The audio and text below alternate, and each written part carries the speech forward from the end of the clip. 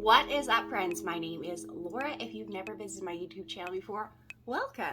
As many of you know, I climbed Kilimanjaro just over a month ago. I was successful and made it to the summit. Yay! But there were some things that I wish I knew beforehand. There were some regrets that I have, also some regrets that I heard from other people climbing along the way. And that is what this video is all about. It's what I wish I knew, but also just in general, what you wish you knew before climbing Kilimanjaro. Before I actually dive into these things, I will leave all of my videos on Kilimanjaro. I vlogged every single day when I was climbing it. I will leave those below. You can check out my channel and make sure you subscribe because I will do tons of videos like this, all about climbing all around the world, and I have so many trips booked this year. So excited, so you don't want to miss it. So the first one is definitely something that you want to keep in mind. With that said, it does depend around when you're doing it in the year. For me, it was around the Christmas time, so December, January timeframe, which is more of their rainy season. Most other mountains out there, you can only do them a couple of months of the year or half the year. Kilimanjaro, you technically can do any time year round. With that said, during these months, it's a lot more rainy, and the rain isn't like sprinkle, sprinkle, sprinkle.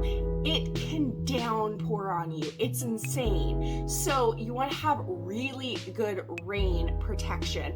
And I think a lot of people will see, some of their rain protection as being, oh, this says it is, or, I didn't actually try this out. Honestly, what I'd recommend is if you think that it is going to work for you, before actually going, jump in the shower and see how wet you still get underneath. And if you are still soaked, you probably are going to get soaked on that mountain. And the terrible thing is if you're still soaked, all of your stuff will get soaked. So your bag will get soaked, everything in your bag will get soaked, everything inside of you, and that really puts your core temperature down. So you want to really have those good things that actually keep you dry and will keep you warmer. For me, if you've seen any of my videos in the past or you saw what I kind of did climb with in Kilimanjaro, I definitely am an Arc'teryx lover.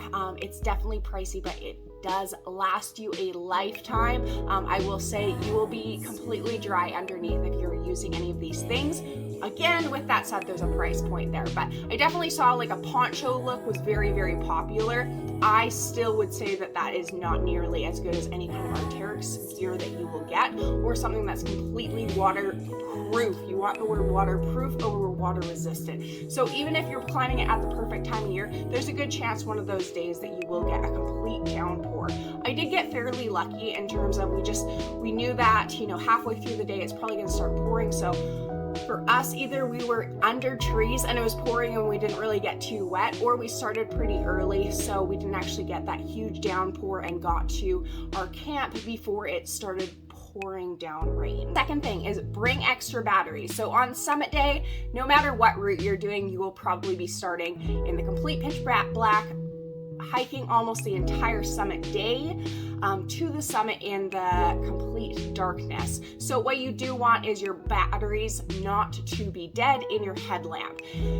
What a lot of people don't realize is that when it actually becomes really cold, your batteries can kind of zap out pretty quickly or go through the battery a lot faster than anticipated. So this is good to remember not only for your camera, but more importantly for your headlamp. So pack at least, 2 sets of extra batteries. You never know if in the night you're going to use yours all throughout that week of actually climbing Kilimanjaro, but definitely on the actual summit day, you want those extra batteries. So I would keep them somewhere warm, like in your pocket, and then if yours were to actually go out, you can quickly switch them out, and then you have a fresh pair and ready to head for the summit. Something like that is like, in my heart, I'm like, what a stupid reason to not be able to summit because no one could really see where they're going, or to have to join another group and be, annoying to them or something like that, because you just didn't pack these quick extra batteries. So I would suggest, coming from your own country, packing those extra batteries. That's what I've done every single year I've ever done an acclimatization hike. But if you forgot, just grabbing some in the actual country, aka either probably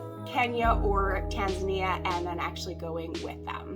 This is one that it would be something that it wasn't a shock to me by any means, but definitely something to keep in mind if you are planning on climbing Kilimanjaro, is to be drinking tons of water. And I think a lot of people think of drinking tons of water as, maybe 8 cups a day or something like that. You are going to be peeing multiple times at night if you're drinking the correct amount of water up there. Drinking a ton of water will really help with your acclimatization. Not even acclimatization, but it'll help with altitude sickness once you're actually up there. So it's really important not only during the day to be drinking water, but for them to, your porter or your cook to be filling up a large water bottle and sipping that through the night anytime you're actually up. It's really annoying because, of course, you're like, now I have to get up and go to the bathroom.